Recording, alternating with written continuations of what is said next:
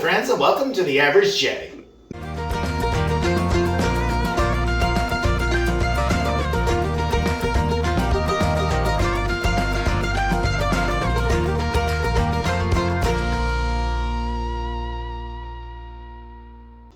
It is the month of March, and it is time for our March collab. And today's collab is Ace in the Hole, a casserole collab. So, kind of a play, Ace in the Hole, W-H-O-L-E, because casserole is all one dish.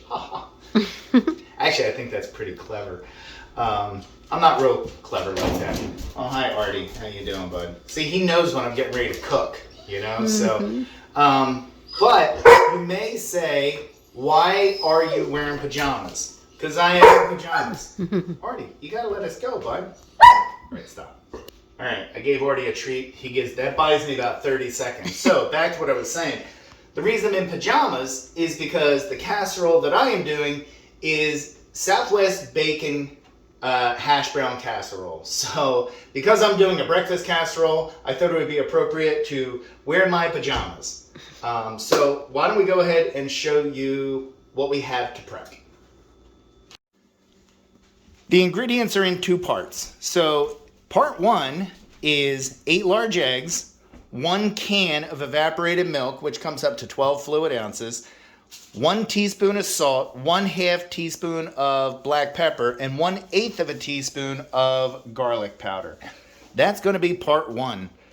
Part two, we have 28 ounces of Southwest style shredded potatoes that has peppers in it, 2 cups of pepper jack cheese, 1 pound of bacon cooked crisp and crumbled, a 4-ounce can of diced chili peppers, and 1/2 cup of white onion.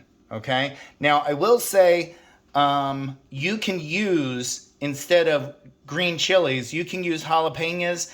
I made this dish on Sunday for church, and I used jalapenos instead of the green chilies. Today I'm going to use the green chilies, and it wound up really good. The only other thing you're going to need is a big bowl, and when I say a big bowl, don't skimp on your bowl. Don't use what you think is a big bowl. Use something that you know is going to fit this, because you have to mix it up, and it's going to get all over if you don't use a big bowl. And a 9x13 pan and some cooking spray. First thing you want to do is preheat your oven to 350 degrees, and you're going to cook this on the middle rack, 350 degrees. Okay, the first step we're going to do is we take our 8 large eggs, and we whisk them together real good so that they're nice and foamy.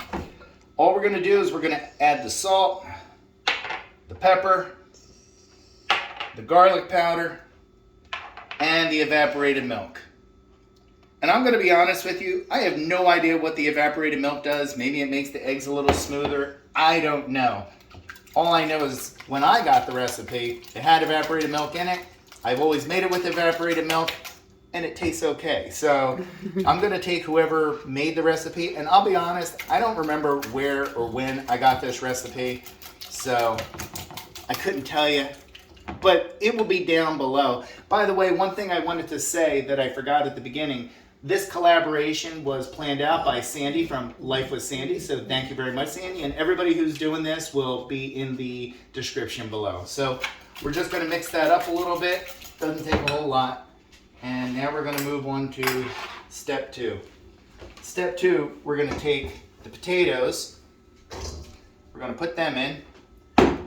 The onion, the cheese, the chili peppers, or if you're using jalapenos, and who doesn't love bacon? I bet you he likes bacon. Artie, you like bacon? You want a piece of bacon, bud? See, everybody loves bacon. A no-brainer. No-brainer. All right, so we put them in. We're going to just kind of toss that a little bit. Not a whole lot. Not a whole lot. Now we're going to add our egg mixture.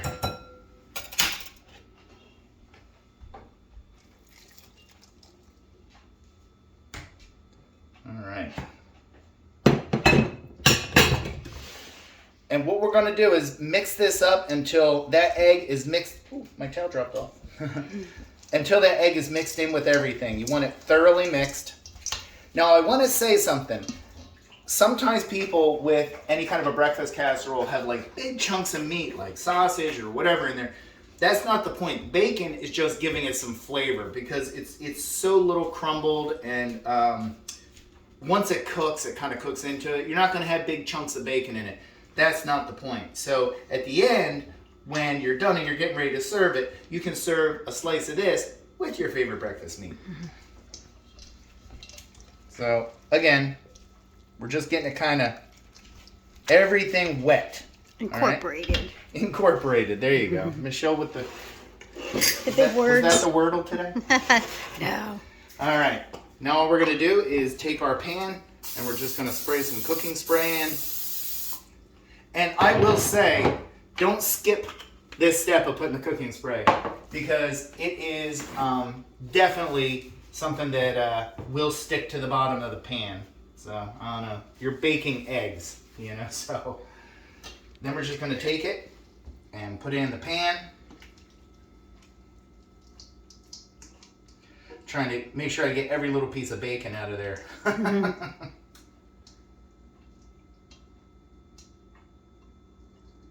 That's it for that. And spread it around evenly. Make sure it's even, otherwise it's not going to cook right. All I'm doing is smoothing it out. I'm not packing it down. I'm hardly putting any pressure at all. All I'm doing is taking the spatula over it. And you know what? I found that using just a rubber scraper is way better for stirring this than a spoon. So don't worry about using a spoon.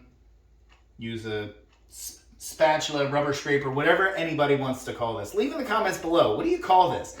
Do you call this a rubber scraper or do you call it a spatula? It's kind of like how all around the country they always do things that are, you know, you call it, here we call it a soda. Out in the Midwest, they call it, I think, a pop. And down south, I think it's always a Coke, even if it's Pepsi. So what do you call this? I vote for spatula. You vote for spatula. Michelle votes for spatula. Good job, Michelle. And then all I'm going to do is take this and put it in the oven. Our dirty oven. Our dirty oven, I know. And you're going to cook that for 55 minutes at 350 degrees. But you want to make sure that if you stick anything into the side that it comes out dry. You don't want like wet egg. So you can test it the same way that you test a cake. It has been 55 minutes. I look up there because there's a clock behind me. Or behind Michelle. So we took it out of the oven and it looks just like it's supposed to. So it just has a little browning on the edges. This is exactly what you want it to look like. Michelle's getting some weird camera angles. A little bit. So I took it out. There's no instruction that it has to like sit or settle.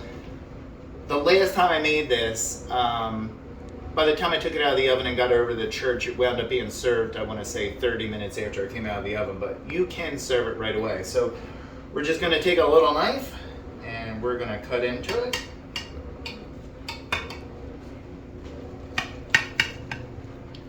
And hopefully if the cooking spray did its job, it shouldn't stick to the sides. I do not want to touch that without a pot holder because yowza, that's hot. And that is what it looks like. Yum. Ooh, look at that steam coming off. Yes, yum. Stop. Yes. Michelle is getting ready to dig in. I'm setting the table. She's setting the table. So, as we said before, you can serve it with your favorite breakfast meat. For us, that is scrapple. And anybody who's not from the tri-state area, you know, New Jersey, Pennsylvania, Delaware, probably doesn't have an idea what scrapple is, but we love scrapple. So I have a bunch of it right here that I cooked up, a bunch of scrapple. And Michelle is writing down her calories. For anybody that watches from WW, Michelle writes down every food and the calories that she ate every day for how many? It's been over a year. 3 years. 3 years. She writes down everything. So, but this is the final product, and I'm going to taste it. So I know what scrapple tastes like, so I'm not going to taste that right now, but I am going to grab a bite of the Southwest Bacon Potato Casserole. This is hot. It literally just came out of the oven like less than 5 minutes ago. Yep.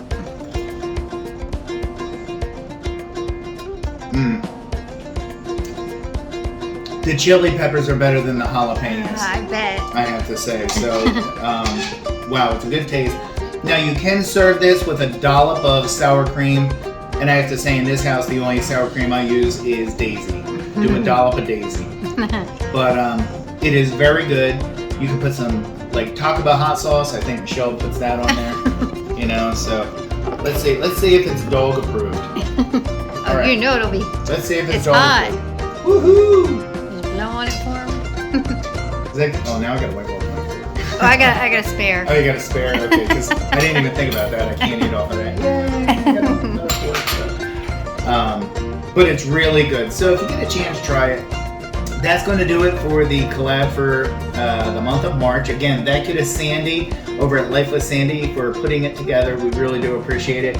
And yeah, if you get a chance, give it a try. It's super easy. I think you saw it took me minutes to put together. You know, the hardest part is getting all the ingredients out of the fridge, and I put them in separate bowls. You don't even have to do that. So, but it does taste good.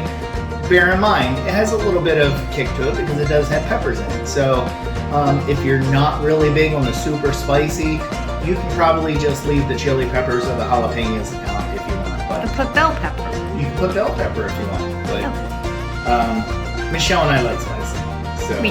but thank you again for watching. Like, subscribe, thumbs up. Have a great day. Michelle put her thumb up. Bye.